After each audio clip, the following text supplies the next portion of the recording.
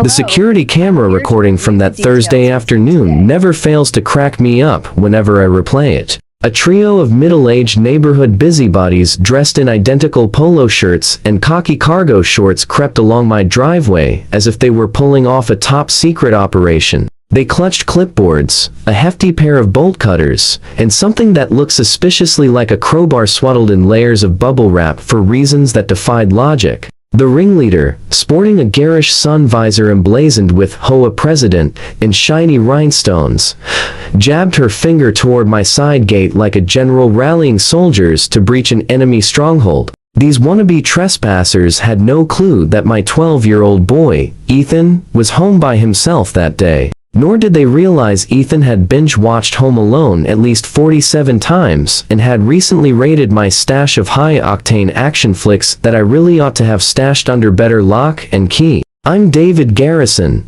a solo father who committed the epic blunder of purchasing a home in Maple Ridge Estates roughly 18 months back. My real estate agent hyped it up as this idyllic, family-oriented haven boasting soaring property values and warm, welcoming residents. She conveniently skipped the part about the HOA operating like a pint-sized authoritarian regime under the iron fist of Patricia Dawson, who revered the neighborhood rulebook as if it were the Ten Commandments etched in stone. My initial offense in Patricia's book struck just 3 weeks after we'd unpacked, when I dared to slather my front door in a rich navy blue rather than sticking to one of the quartet of bland beige tones deemed the height of suburban elegance. Patricia Dawson was a 50-something powerhouse who flaunted HOA President as her top gig on LinkedIn, just ahead of her side hustles as a certified life coach and holistic wellness guru. She led a ragtag squad of clipboard-toting deputies dubbed the Compliance Subcommittee, though the rest of us whispered "Lawn Gestapo" when they weren't listening.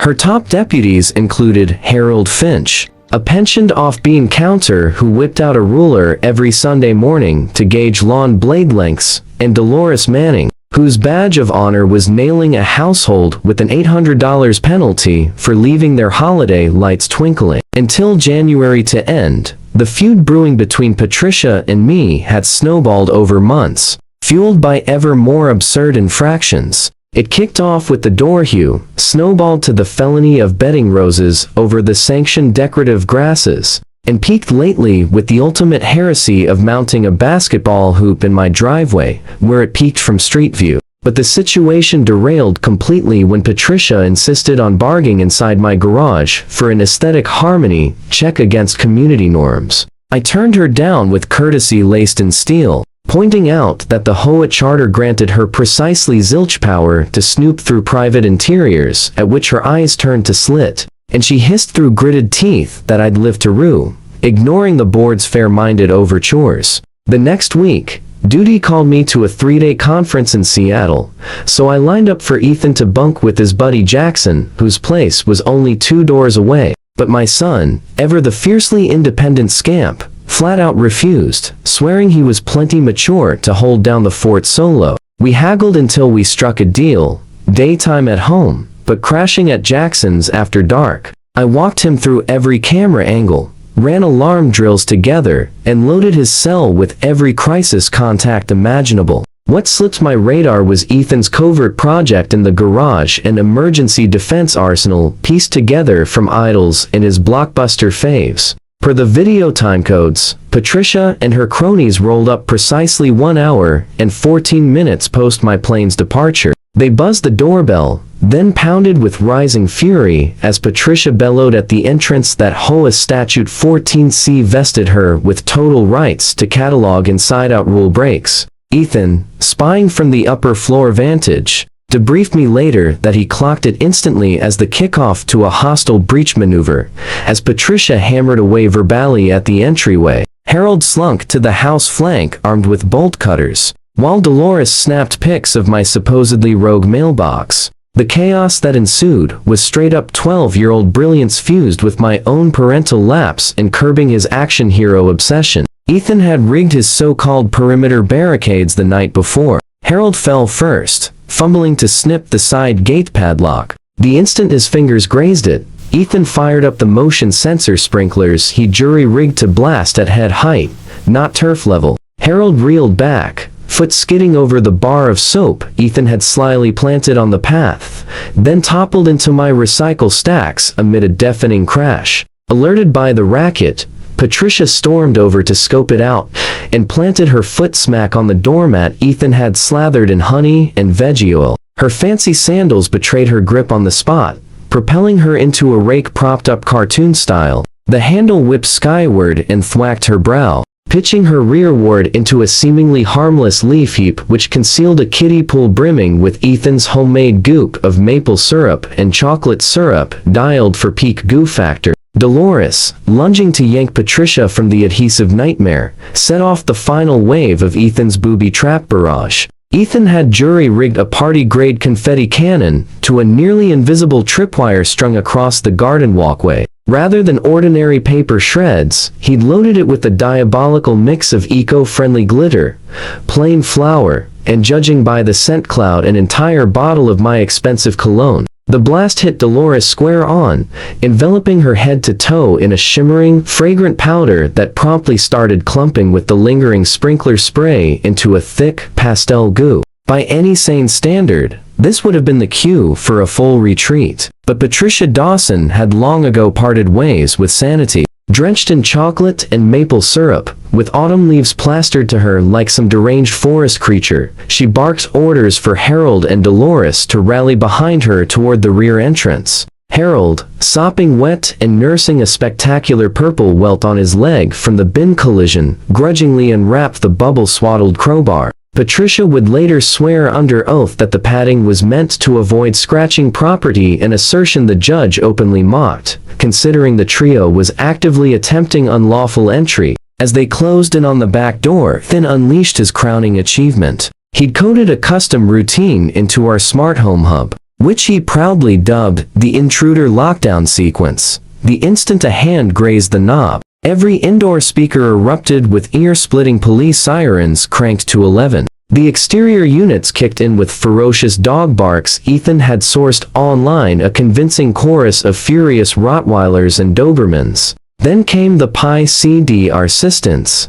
a synthesized voice thundering across the cul-de-sac declaring, "Intruder alert activated. All cameras are recording in high definition. Emergency services have been dispatched automatically. Please face the nearest lens for your identification photo." The three aspiring burglars scattered in blind panic. Patricia lunged for escape, but her syrup-slick sandals betrayed her once more, forcing her to scramble on hands and knees across my grass to the curb. Harold made a desperate leap at the fence, only for his cargo shorts to snag on the pickets. He abandoned them altogether and sprinted away in his boxer briefs, desperately shielding himself with the clipboard. Dolores, now looking like the aftermath of a Michael's craft aisle detonation, attempted a composed speed walk retreat, but the glittering trail she shed marked her route clear as breadcrumbs straight to her doorstep 3 blocks over. Unbeknownst to the fleeing committee, Ethan hadn't dialed 911 quite yet. He prioritized evidence preservation like a seasoned pro. The boy systematically exported every camera feed, burned duplicates to a USB drive, and even compiled a montage set to epic orchestral swells before placing the call. When the patrol cars rolled up 15 minutes later, Ethan answered the door in the full suit and tie he'd donned for the occasion, presented the officers with a color-coded printout of the HOA Covenant's key trespass clauses highlighted in neon, and served them warm cookies courtesy of Jackson's mom. By the time my flight touched down in Seattle, my phone was in meltdown mode. 47 missed calls, 63 texts, and an inbox spiraling into chaos. The initial voicemail was the precinct confirming Ethan's safety and praising his thorough documentation of the attempted break-in. The next was Ethan himself, cool as ice, assuring me the home defense protocol had been executed flawlessly and there was zero cause for concern. The remaining 45 messages came from shocked neighbors, flustered board officials, and one frantic attorney for the association pleading for an urgent callback. The official report read like comedy gold. It listed Patricia Dawson, Harold Finch, and Dolores Manning as suspects in attempted breaking, criminal trespass, and attempted burglary. The responding officer dryly noted that the subjects appeared for questioning liberally coated in assorted syrups, flour, and glitter, which rather torpedoed their assertions of routine compliance duties. Patricia insisted her actions were sanctioned by covenant language, but once officers reviewed the actual document, she kept invoking, no provision for forcible entry materialized. The saga broke on the evening news under the banner, HOA President Busted After 12-Year-Old Thwarts Invasion. The station filmed Ethan right on our driveway, permitted the sunglasses and leather jacket for full effect. When asked for a warning to future prowlers, my son stared straight into the lens and declared deadpan that this was his castle, and he'd protect it from any enemy, foreign or domestic. The clip exploded online within hours. Some enterprising editor overlaid blockbuster trailer audio, racking up millions of views. The hastily convened emergency HOA meeting 3 days later packed the clubhouse wall to wall. I'd cut my trip short and showed up flanked by counsel, though we hardly needed to speak. Residents rose one after another, recounting their own tales of Patricia's tyranny. The ballot to oust her from leadership wasn't remotely competitive. Of 123 ballots,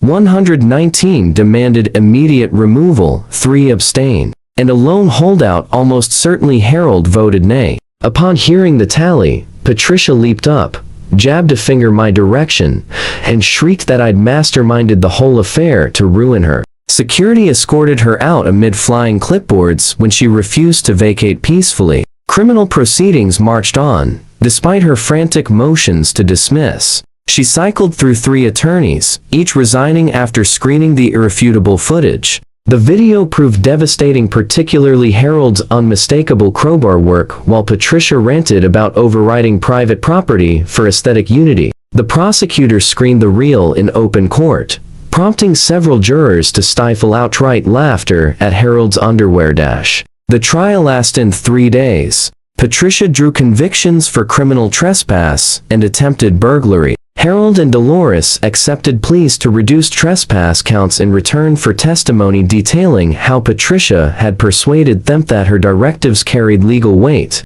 visibly exasperated by the frivolous drain on judicial resources. The judge handed Patricia 6 months incarceration suspended for probation, plus 300 hours of community service expressly in non-HOA subdivisions, and a $10,000 penalty. As the sentence echoed through the courtroom, Patricia's complexion shifted to a furious burgundy that perfectly matched the forbidden door shade she'd once decreed was tanking neighborhood values. Before she slumped back into her seat, whispering about the gross miscarriage of justice.